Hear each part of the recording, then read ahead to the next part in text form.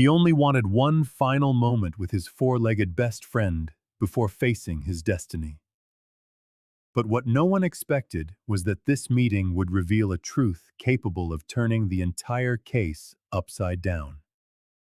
Before we begin, make sure to subscribe to the channel and let us know in the comments where you're watching from.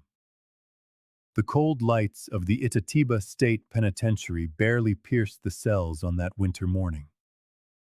Rafael Almeida, a man whose 42 years were etched onto his face in deep wrinkles, lay handcuffed to a metal bed, staring at the peeling ceiling. Each passing minute was like a small death, a prelude to the true sentence that would be carried out in a few short hours. 5 years. 5 years imprisoned for a crime he swore he didn't commit. And now the state was finally about to fulfill its final promise. Death row had a peculiar smell, a mixture of cheap disinfectant, fear, and resignation. Raphael no longer cried. His tears had dried up long ago, replaced by a quiet determination that manifested in a single, desperate plea. There were no relatives waiting at the prison gates, no friends organizing last-minute protests. His mother had passed away 2 years after his conviction.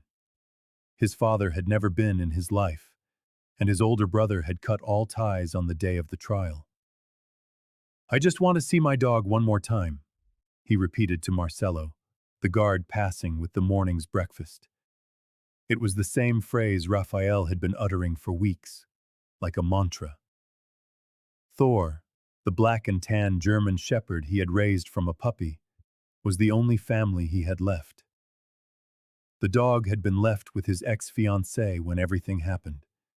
And after all this time, Raphael didn't even know if he was still alive. Marcelo just shook his head, as he always did. "Eat your breakfast, Almeida," he replied curtly, pushing the tray through the slot in the cell door. Raphael didn't even glance at the food. His eyes were fixed on a small, yellowed photograph he kept under his pillow. Him and Thor, in happier times, on the beach, before the murder of a teacher named Denise Campos had shattered his world. "Please," Raphael insisted, his voice choked with emotion. "I have no one. I just want to say goodbye to him." The guard paused. Something about that simple request, that selfless devotion to an animal, struck a different chord. Unlike the usual requests for extra cigarettes or special meals, this one seemed genuinely pure. Warden Luiza Prado knocked 3 times on the metal door before entering. Known for her strictness, she carried herself with an unyielding posture. But those who worked with her long enough recognized a humanity carefully hidden beneath her impeccable uniform. "You asked to see me, Almeida?" she asked, her voice businesslike. Raphael lifted his face. His eyes, once vibrant, were now shallow pools of despair. "Warden, I know I'm not entitled to much, but I have one last request. I want to see my dog one last time. That's all." The warden blinked, taken aback. In 15 years, she had never heard such a request. "His name is Thor," Raphael continued into her silence. "A German shepherd. I rescued him from the street when he was just a puppy. We had 6 years together before all of this." Luiza cleared her throat, regaining her composure. "And where's the animal now?" "With Camila, my ex-fiancée. She took him in after I was arrested." The warden made a few notes, trying to hide how much the request affected her. The system saw this man as a number, a crime, a sentence. But in that moment, she saw someone who, despite everything, was still capable of loving something beyond himself. "I can't promise anything, Almeida," she said, her tone softening slightly. "There are protocols." "I know," Raphael interrupted, his voice breaking. But if there is even an ounce of compassion in this place, please let me say goodbye. To Thor I just vanished one day. I will try to locate him, Luiza said finally, surprising even herself. I'll do what I can. Camilla was jolted awake by the shrill ring of the telephone, shattering the pre-dawn silence. When the formal voice on the other end identified himself as an employee of the state penitentiary, her heart began to pound. Raphael. A name she refused to utter with the weight everyone else attached to it. Murderer. Criminal. Convict. To her, he was still just Raphael, the man she'd known since they were teenagers, whose eyes could never hide a lie. He had asked to see the dog. It's his right to make a final request, the employee explained with a bureaucratic coldness that made her shiver. Of course, I'll bring Thor, she answered, her voice thick with emotion, but resolute. While everyone else had abandoned Raphael, she had remained a rock of loyalty, convinced there was more to the story. She hung up and found Thor watching her from the bedroom doorway. As if he already knew, the German shepherd, now 11 years old, with a muzzle graying with age, watched her with the same sharp intelligence in his eyes. Upon hearing Raphael's name, his ears had perked up, and his tail began to wag with a hopeful rhythm. We're going to see Rafa, boy, Camilla whispered, kneeling to hug him. She buried her face in his soft fur, allowing herself to cry for the first time in weeks. She had only a few hours to prepare herself for what could be their last meeting. The winding road to Itatiba seemed to stretch on forever before Camilla's tired eyes. Heavy gray clouds gathered on the horizon, promising a storm. She pressed her foot harder on the accelerator. In the back seat, Thor shifted restlessly, letting out the occasional soft whine. The digital clock on the dashboard read 2:17 p.m. Less than 2 hours remained. 2 hours to cover the last 50 kilometers, navigate the prison's bureaucracy, and allow a man and his dog to say goodbye. Thick raindrops began to splatter the windshield, quickly becoming a downpour. She slammed her fist on the steering wheel in frustration. The answer came in the form of an insistent bark from Thor, as if the dog were saying, "Because no one else would." She swallowed hard, a wave of determination washing over her. She would not fail them. At that same moment, in a quiet city apartment, another race against time was unfolding. At 67, former detective Alberto Nogueira was hunched over stacks of yellowed documents from the Almeida case. The phone call he'd received from Marcelo, the prison guard who had been his rookie partner years ago, still echoed in his mind. Alberto, there's something wrong with that conviction. The conversation had sent him down a rabbit hole of corruption. Evidence tampered with, witnesses coerced. Rafael Almeida, the man Alberto had helped put on death row, was very likely innocent. For 5 years, he had lived with the certainty of justice served. Now, that certainty was crumbling into dust. His eyes, burning from lack of sleep, scanned the case files for the 10th time. It doesn't make sense, he muttered. Then he saw it. A small, overlooked detail in the financial records of the lead forensic expert. A series of untraceable deposits that began 3 days after the murder. His heart hammered against his ribs. It was the confirmation he needed, the proof of a cover-up. He grabbed his coat and the folder of documents. His hands trembled as he picked up his car keys. There was no time for official channels. He had to get to the prison himself and convince the warden to halt the execution. He only prayed he wouldn't be too late. And if he's right, the thought echoed, someone very powerful is going to fall. Rafael was escorted to the Death Watch cell, a sterile, impersonal space where he would spend his final hours. The white fluorescent light hummed with a cruel intensity, seeming brighter here than anywhere else in the prison. It reflected off the pale walls, exposing every line of worry on his tired face. He sat on the edge of the narrow cot, feeling the thin mattress give way beneath his weight as the guard slammed the door shut. The metallic boom echoed like a final sentence. When they brought his last meal, Raphael stared at the simple hamburger on the plastic plate, a knot tightening in his throat. He hadn't chosen anything extravagant, as so many did. This plain sandwich held a special meaning. It was exactly what he had been eating on that rainy day, 5 years ago, when he found Thor, soaked and shivering under an awning. He remembered tearing the burger in half and sharing it with the starving dog, the start of a friendship that had become his only safe harbor. "You need to eat something," the younger guard said, his kindness feeling out of place in this cold environment.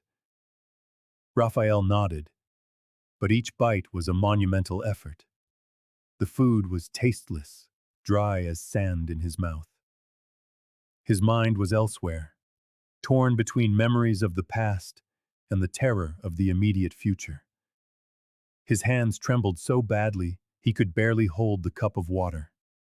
With every passing minute, the anxiety grew like a tidal wave, threatening to drown him completely. The clock on the wall seemed to move its hands with a cruel slowness, each tick bringing him closer to the end. Raphael left half the hamburger, unable to go on. His stomach was twisted in a knot of pure dread, and the little food he'd managed to swallow threatened to come back up. All his hope, the last thread he clung to, was the possibility of seeing Thor one last time. Could a system so rigid, so merciless, possibly allow him this one small comfort? He closed his eyes, trying to picture Thor's wet nose and loyal gaze, the way his ears would perk up at the sound of his voice. The thought of leaving without that final goodbye was almost as unbearable as death itself. After a 2-hour drive, Camilla saw the gray walls of the state penitentiary rise up before her. Her heart hammered against her ribs as she parked the car. Thor, in the back seat, seemed to sense something important was happening. He was restless, sniffing the air with intensity.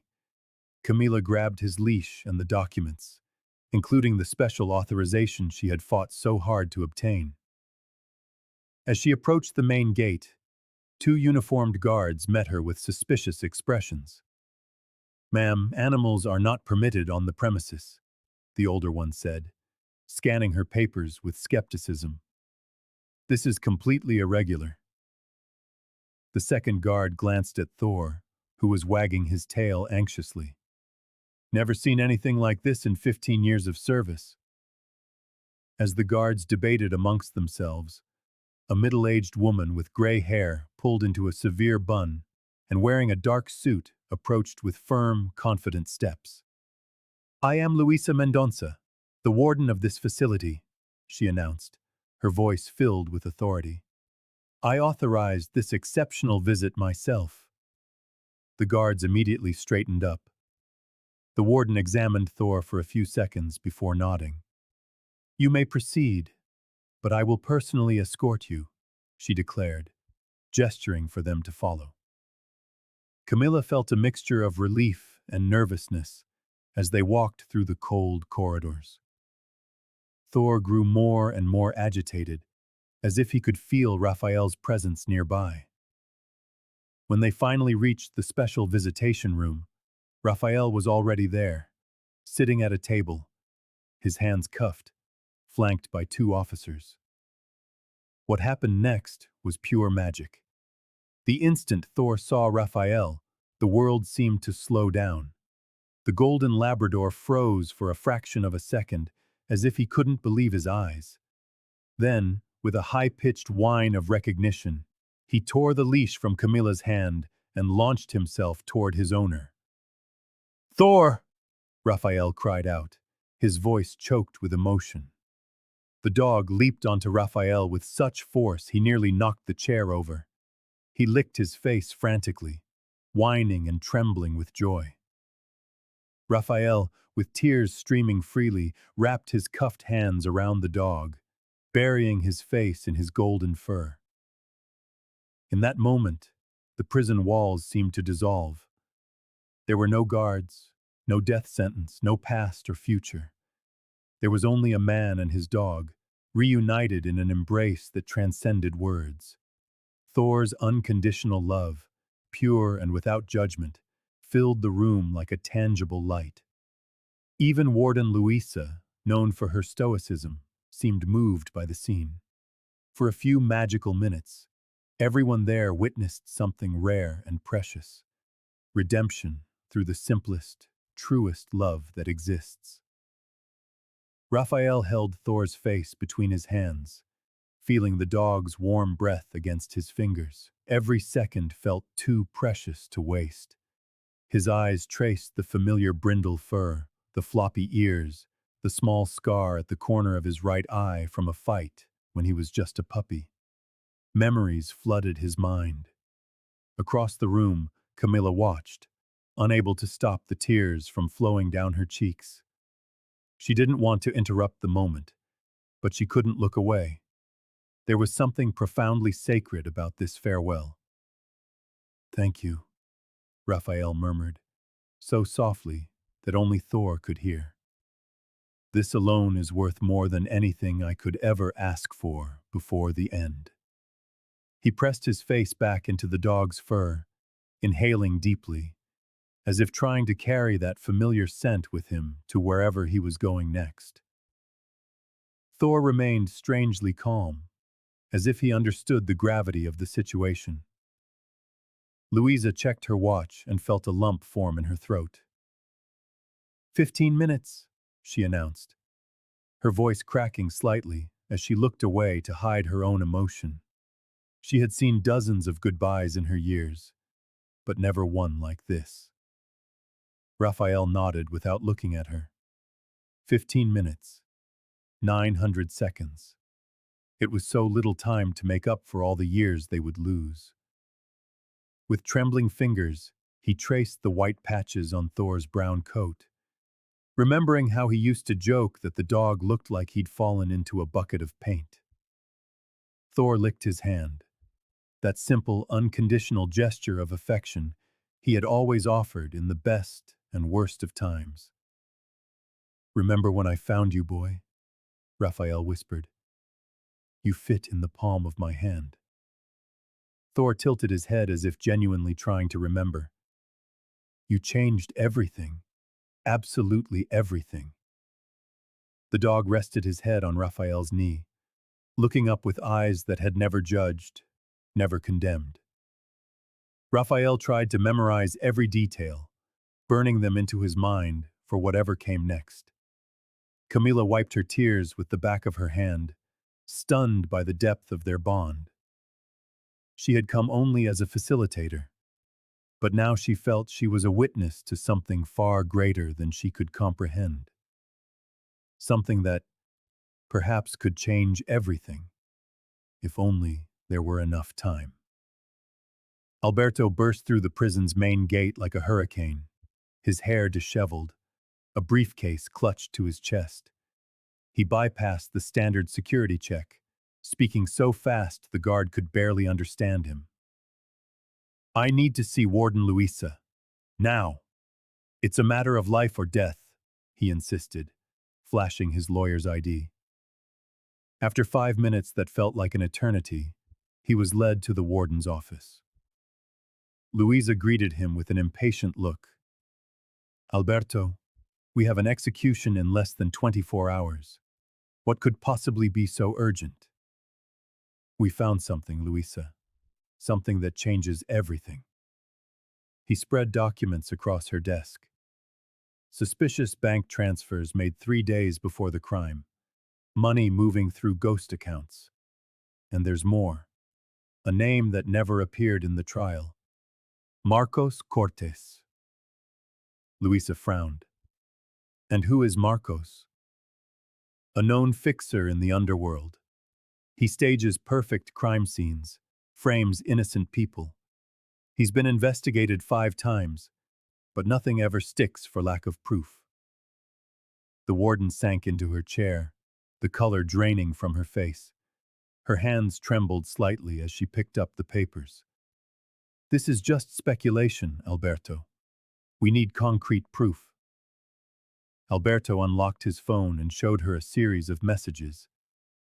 The independent forensic expert I hired confirmed it. The fingerprints found at the scene have inconsistencies that were ignored in the original investigation. And there's an unheard witness who saw a man matching Marcos's exact description, leaving the area minutes before the body was found. Luisa ran a hand through her hair, visibly shaken. Years in the system had taught her that miscarriages of justice happened far more often than anyone wanted to admit. If there's any doubt, the execution must be postponed, Alberto continued, his voice calmer now, but no less urgent. We cannot risk executing an innocent man. You know I don't have the authority to cancel an execution. That comes from the governor or a court order. Then call the governor. Show this evidence to the judge. Do something, Luisa. We can't let Rafael die when there's a chance he was set up. Luisa glanced at the clock on the wall. 1700 hours. Time was running out. Warden Luiza paced her office, the click of her heels echoing off the cold walls. She had been awake all night, turning the details of Rafael's case over in her mind. After 20 years, she had developed a sixth sense for injustice, and something about this case felt deeply wrong. With trembling hands, she picked up the phone and dialed the Court of Justice. I'm requesting an emergency stay of execution for inmate Rafael Oliveira, she declared, her voice firm despite her exhaustion. We have new elements that may indicate a serious procedural error. Meanwhile, the prison corridors buzzed with rumors. Guards spoke in whispers. Inmates traded theories through the bars. Rafael's case, once just another scheduled execution, now felt different. The dog's visit had humanized the condemned man, and many were beginning to ask, what if he really is innocent? In the monitoring room, Alberto watched the cameras with heightened attention. The atmosphere was electric, dangerous. Any spark could ignite a riot. It was then that his radio crackled to life. Bring the veterinarian, Camila, to administration, immediately. Camila was just finishing her examination of Thor when Alberto appeared, his expression grave. The warden wants to see us, now. They walked the corridors in silence, the dog trotting faithfully beside her. When they entered the office, they found Luisa with dark circles under her eyes, papers spread across her desk. I've contacted the court, she announced without preamble. They're reviewing the stay, but we need more. Camila, you mentioned Thor reacted specifically to a detail in the crime scene photos. Is that right? Camila nodded, her heart beginning to race. Yes, it could mean he recognized something important. Alberto intervened. Something that contradicts the official story. Exactly, the warden confirmed. We are running out of time. The execution is set for 10 a.m. tomorrow, and the judge wants concrete evidence, not just an animal's reaction. Camila tightened her grip on Thor's leash. What if we could reconstruct the scene, with Thor present? A heavy silence filled the room.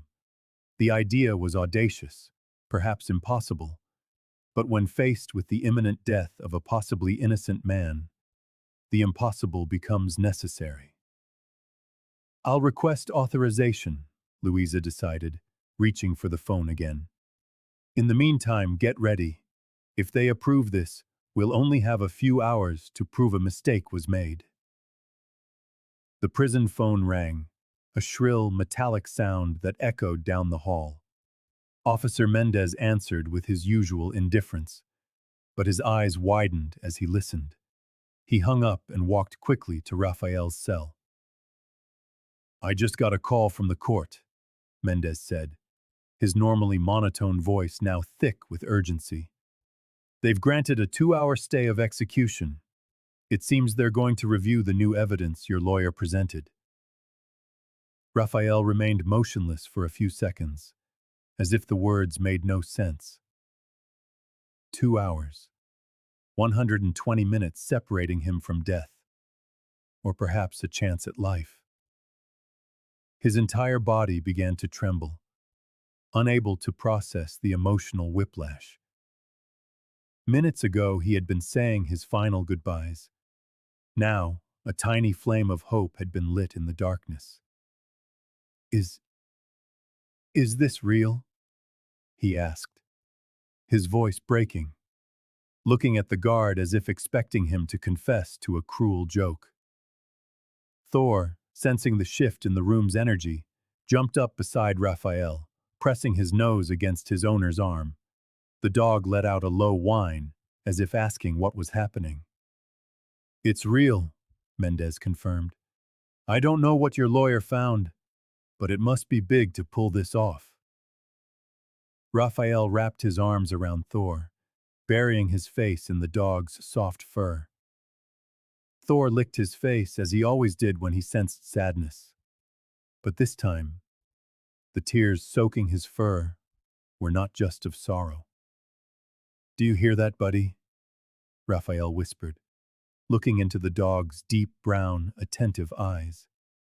Maybe we have a chance."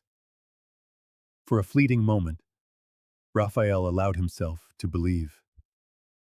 After 5 years of being treated as a guilty man, after losing everything, after accepting his fatal destiny, a small window had opened.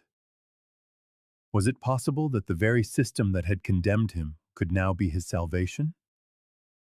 Thor wagged his tail and licked Raphael's face again, as if answering the unspoken question with a resounding yes. The connection between them seemed to transcend words. The animal, in its simple way, offered what Raphael needed most in that moment: unconditional hope. "For the first time in years," Raphael murmured, stroking Thor's ears, "I feel like maybe justice actually exists." Guard Mendez, observing the scene, looked away, as if the display of emotion and vulnerability was too intimate to witness. He cleared his throat. "I'll go check for more information. In the meantime, well, enjoy the time." Raphael nodded, unable to voice the gratitude that swelled in his chest. 2 hours might not seem like much, but for a man who believed he had only minutes left to live, it felt like an eternity. Alberto, Luisa, and Camila sat around a small table in a cramped room, lit only by a fluorescent lamp that buzzed incessantly. The stack of documents spread before them seemed to hold the very truth they had been searching for. Alberto adjusted his glasses and pointed to a bank statement. "Look at this. Every transfer that incriminated Rafael was made from a terminal in the company's office. But according to the access logs, Rafael wasn't there at those times." Luisa snatched another document, her eyes flying across the lines. "And here it is. Marcos Cortes, the victim's former partner, used his access card at those exact moments. The same Marcos who was forced out of the partnership 3 months before the crime, losing millions in the process." "And there's more," Alberto added, pulling out another folder. "We found threatening emails Marcos sent to the victim, swearing that someone would pay dearly for his removal from the company." Camilla held her trembling hands beneath the table. Each new discovery was like a ray of light piercing the darkness that had surrounded her brother for years. The motive, the access, the opportunity. "It all points to Marcos," Luisa concluded, organizing the evidence into a single file. He knew enough about the passwords and systems to frame Rafael perfectly. The prison director, now fully convinced, rose with determination. Her entire demeanor had shifted since the start of this journey. "I will personally notify the governor today," she declared, with a firmness that left no room for doubt. "And I will demand an immediate, formal investigation. This cannot wait another day." Alberto glanced at his watch. "We have less than 48 hours before the execution. We need the governor to suspend everything while the new evidence is reviewed." A knot formed in Camilla's throat. 48 hours to undo 5 years of injustice. It felt both impossibly close and impossibly far. She closed her eyes for a moment, picturing Raphael's face, trying to send him strength through her thoughts. "Do you think we'll make it in time?" she asked, her voice barely a whisper. Luisa placed a hand on her shoulder. "We'll make it happen, Camilla. We didn't come this far to fail now." The director was already at the door, file in hand, ready for the battle ahead. Before leaving, she looked back. "Prepare yourselves. The next few hours will be decisive." Camilla nodded. 2 words echoed in her mind like a mantra. 2 words that now carried the entire weight of her hope. Don't give up. The news of the temporary stay of execution spread like wildfire. Within 2 hours, hundreds of people swarmed the gates of the state penitentiary, divided into 2 distinct opposing camps. On one side, the victim's family and friends held posters with photos of Marcia and slogans demanding justice. "A murderer deserves no mercy," cried a middle-aged woman, her eyes red from weeping. Across the street, anti-death penalty activists waved colorful banners with messages about human rights and irreparable judicial errors.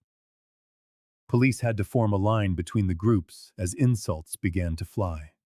A television reporter scrambled to interview protesters while news helicopters hovered overhead, broadcasting the chaotic scene live across the country.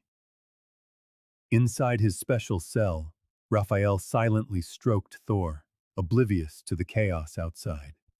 The dog slept peacefully in his lap, as if it were just another ordinary day. Every passing minute was a small victory against death, but it also amplified the anxiety gnawing at his chest. What if this was all a mistake? What if the prosecutor was just buying time to gather more evidence against him? "Should I even dare to hope?" he murmured to himself, watching the guards move down the corridor. Years ago, he had given up on miracles. He had learned, in the cruelest way possible, that life rarely offered second chances. Mendez had left to get more information, leaving Rafael with strict instructions not to speak to anyone. A different guard walked past the cell, giving him a curious glance. Rafael noticed the prison staff seemed agitated, whispering to each other and constantly checking their phones. Thor woke with a start as a distant siren wailed. He pricked up his ears, alert, and licked Rafael's hand as if to reassure him. "It's okay, buddy," Rafael said, trying to convince himself as much as the dog. "We're together, right? At least they can't take that from us now." The sound of hurried footsteps echoed down the hall. Rafael held his breath. Every noise, every movement, could be the announcement that the stay was over. Or, though he hardly dared to think it, the beginning of something else entirely. 24 hours earlier, Luiza had only an empty file and dwindling hope. Now, she held what felt like a miracle in the form of a technical report. The digital expert had worked through the night, and the results were undeniable. Marcos Cortes' cell phone had been tracked to Itatiba on the exact night of the crime. Specifically, less than 200 meters from the murder scene. The cell phone towers did not lie. Meanwhile, Rafael had been at a bar with witnesses whom no one had bothered to find. Courts was precisely where he shouldn't have been. And that's just the beginning, the expert explained, pointing to location graphs on his computer. We also managed to recover partial fingerprints that were dismissed in the original investigation. They don't match Rafael's, but they have a 78% compatibility with those of Cortez. Luiza took a deep breath, mentally organizing her next steps. The clock was still ticking against Rafael. With the new evidence carefully documented, she drove like a madwoman to the courthouse. It was Sunday, but there was a judge on duty, her last hope. Judge Mendez, a man known for his rigidity, received her with visible annoyance at having his Sunday afternoon interrupted. However, as Luiza presented each piece of evidence, his expression transformed from irritation to genuine concern. "Counselor, you must understand that overturning a conviction of this magnitude is not a trivial matter," he said, adjusting his glasses as he examined the reports. "Your Honor, the trivial thing would be to execute an innocent man tomorrow," Luiza retorted, with a firmness that surprised even herself. The judge fell silent for several long minutes, meticulously reviewing every document. When he finally looked up, his expression was grave. "I am ordering an immediate and definitive suspension of the execution," he announced, picking up his pen. "Furthermore, I am ordering the case to be fully reopened based on this new technical evidence." Luiza felt her legs go weak. She had achieved the impossible. "Sir, you are saving not only an innocent man's life, but the very integrity of our judicial system," she said, her voice choked with emotion. As the judge drafted the court order, Luiza sent a message to Camila. "We did it. Execution suspended. Tell Rafael." Now came the next challenge: to definitively prove the guilt of Cortez and the innocence of Rafael. The battle was far from over, but for the first time in years, time was on their side. The news arrived like a hurricane, sweeping away the anguish that had hung over them all. Rafael would not be executed. The judge had granted an injunction, suspending the sentence after reviewing the new evidence presented by Camila's team. She didn't even wait for the elevator, stumbling down the courthouse stairs with her heart pounding in her chest. She drove to the prison as if her own life depended on it. When the guards let her into the cell, the scene she found would be forever etched in her memory. Rafael was on his knees beside Thor, his face buried in the animal's fur, laughing and crying at the same time. The dog, as if understanding everything, licked its owner's face with a devotion that made Camila swallow hard. "It's over, Rafael. It's over," she said, her voice thick with emotion. He looked up. The same eyes that days before had seemed devoid of all hope now shone. Wet with tears, he made no effort to hide. "How?" he asked, still in disbelief. Camila knelt beside him and Thor, forming an unlikely circle of hope within those gray walls. "The recordings we found, the security guard's testimony, it all added up. The judge suspended everything and ordered a new trial." They embraced tightly, feeling life slowly return, like a withered plant finally receiving water. Thor squeezed between them, barking joyfully, as if he understood perfectly what was happening. The prison director appeared at the cell door, a discreet smile on her thin lips. "Mr. Oliveira, you will await your new trial on provisional release. We are preparing your discharge papers now." She paused, her expression growing more serious. "But I must warn you, for security reasons, The judge has ordered police protection. The people involved in the scheme you exposed have resources, and they do not want this secret to come out. Rafael nodded, still stunned by the rapid turn of events. Less than 24 hours ago, he had been saying goodbye to his life. Now, with Thor at his side and Camilla holding his hand, he could see a future unfolding before him. "How long until I can leave?" he asked, his voice still trembling. "A few hours for the paperwork," the director replied. "And I suggest you start thinking about a safe place to stay for the next few weeks." Stepping out of the courthouse, Camilla was immediately swarmed by a mob of reporters who descended like vultures. Microphones were shoved in her face as camera flashes fired relentlessly. "Counselor, how did you uncover the conspiracy? Is it true the governor knew? What did Rafael say when he learned he was free?" The questions came from all sides, but she kept her lips sealed, pushing resolutely through the crowd. Her priority now was to shield Rafael and Thor from this media circus. They had suffered enough. Aided by 2 court officers, she managed to get into the armored car waiting for her, leaving the journalistic frenzy behind.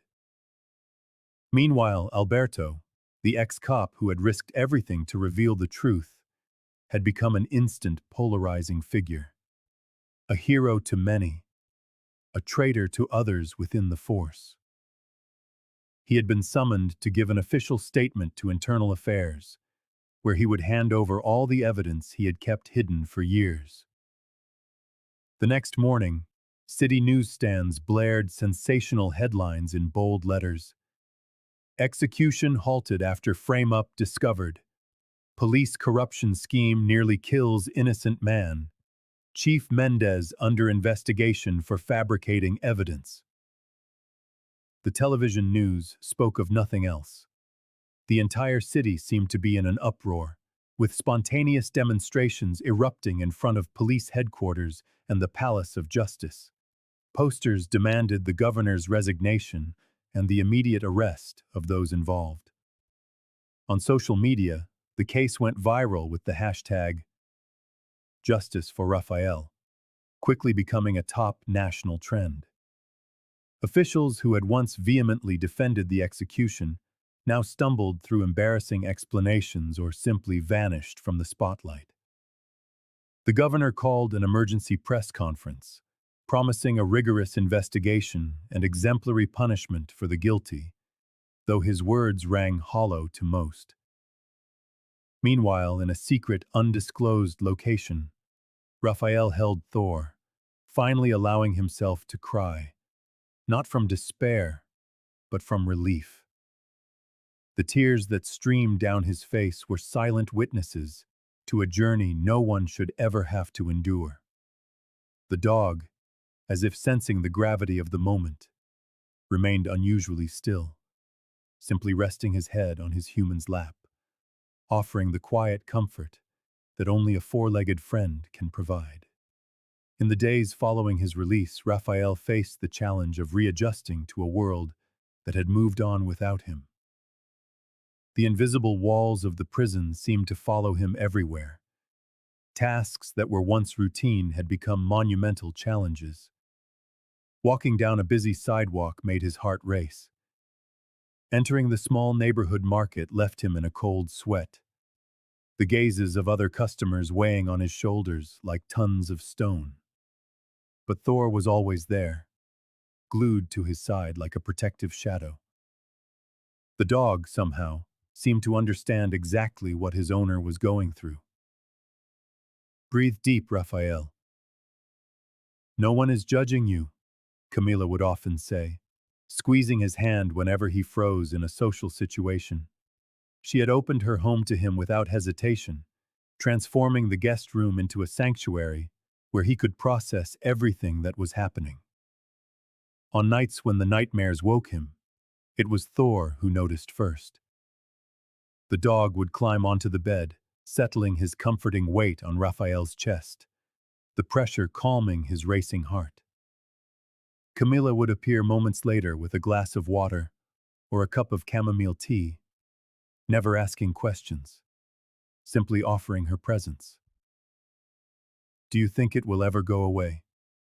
Rafael asked one evening, as the three of them shared the sofa, watching some random movie on television.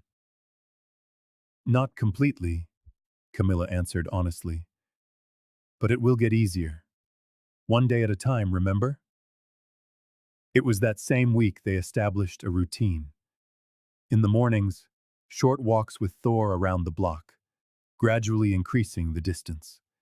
In the afternoons, Rafael began helping organize the documents for the case Camilla was still building against the real culprits. In the evenings, online therapy sessions that the lawyer had arranged through a nonprofit that supported former inmates. "We don't have to rush," Camilla said, as they prepared dinner together. A new activity Rafael discovered calmed him. "But we can't be afraid to move forward either." Thor, lying in the corner of the kitchen, lifted his head as if in agreement. Rafael smiled at the dog, then at Camilla. For the first time in a long time, he could envision a future beyond the next sunrise. An uncertain future, yes, but one that, surprisingly, no longer terrified him. While Rafael had been waiting in his cell, an unusual commotion had rippled through the corridor. Guards spoke in urgent tones, and he heard his name mentioned several times. Hours later, his lawyer appeared with a smile he couldn't contain. The parallel investigation had uncovered something extraordinary. Marcos Cortez, a respected businessman and a close friend of the victim, had been arrested that morning. Under intense questioning, Cortez had crumbled and confessed to everything. He had meticulously planned the murder, planting evidence in Rafael's apartment, bribing witnesses, and manipulating the crime scene. The motive? A dispute over multi-million-dollar contracts the victim had threatened to expose. Rafael was simply the perfect scapegoat, with no solid alibi and a history of disagreements with the deceased. Cortez's confession opened a Pandora's box. 3 police officers involved in the original investigation were suspended for deliberately ignoring evidence that could have exonerated Rafael. A forensic lab technician admitted to altering results in exchange for a bribe. The web of corruption even extended to an assistant prosecutor who had hidden witness statements favorable to the defense. The next morning, Rafael was taken to the prison director's office. There he found the judge who had convicted him, now looking visibly ashamed. "The state of Brazil owes you a formal apology, Mr. Almeida," he said, handing over the official documents for his immediate release, "and the right to sue the state for damages." Rafael just nodded, unable to fully process what was happening. When the prison gates finally opened, he was met by a barrage of camera flashes and reporters, but his eyes searched for only 2 figures: Thor, who was barking frantically upon recognizing him, and Camilla, holding the leash with tears streaming down her face. Thor leaped onto his chest, licking his face while whining with joy. Rafael buried his face in the dog's fur, feeling as if a piece of his soul was finally returning. When he managed to stand up, Camilla was a step away, trembling. "You were right all along," she whispered. "I should have believed you." Rafael reached out, pulling her into a hug that included Thor between them. "Shall we start over?" he said simply. In that moment, with Thor panting happily and Camilla in his arms, Rafael knew that no financial compensation could ever compare to what truly mattered: his freedom, his dog, and the chance for a new beginning. The autumn sun painted the park in golden hues, just as Rafael had imagined so many times in his cell. Thor ran ahead, chasing a leaf that danced in the wind, his glossy coat reflecting the daylight. Camilla squeezed Rafael's hand tighter, as if to make sure he was really there, that this wasn't just another dream. I still can't believe we're here, she whispered, her eyes mirroring the same gratitude he felt every morning he woke up. I dreamed of this park for 3 years, Raphael replied, feeling the wind on his face. I pictured Thor running just like this, free. I pictured you. They sat on a wooden bench, watching the people pass by. Families, couples, the elderly, all living their normal lives, unaware of how precious every minute of freedom was. Raphael took a deep breath, filling his lungs with the fresh air that had been denied to him for so long. Have you ever thought about writing your story? Camilla asked, tilting her head. It could help other people who have been wrongfully convicted. Raphael smiled, watching Thor, who was now resting at his feet. One day, maybe. For now, I just want to live each moment. The emotional scar was still there, the fear that woke him in the middle of the night, the feeling that it could all be taken away again at any moment. But something new was growing over that pain. Hope. A stubborn hope that refused to die, even on the hardest days. Thor suddenly stood up, barking joyfully at a butterfly. Raphael called him, and the dog trotted back, licking his hand as if to say, I'm here. I always will be. You know what I learned from all this? Raphael said, stroking Thor's head. That sometimes, when you lose everything, you discover what truly matters. Camilla rested her head on his shoulder, and for a long moment, they sat in silence, just feeling each other's presence. Life wasn't perfect. Raphael still faced suspicious glances, closed doors, and the stigma of having been in prison. But here, on this park bench, with Thor at his feet and Camilla by his side, he knew he had everything he needed. Ready? Camilla asked after a while, standing up and holding out her hand. Raphael nodded, calling Thor with a soft whistle. As they walked along the wooded path, he understood a simple, profound truth. Sometimes, all you have is a dog, a true love, and the courage not to give up, even when the entire world tells you it's over. And surprisingly, that's more than enough.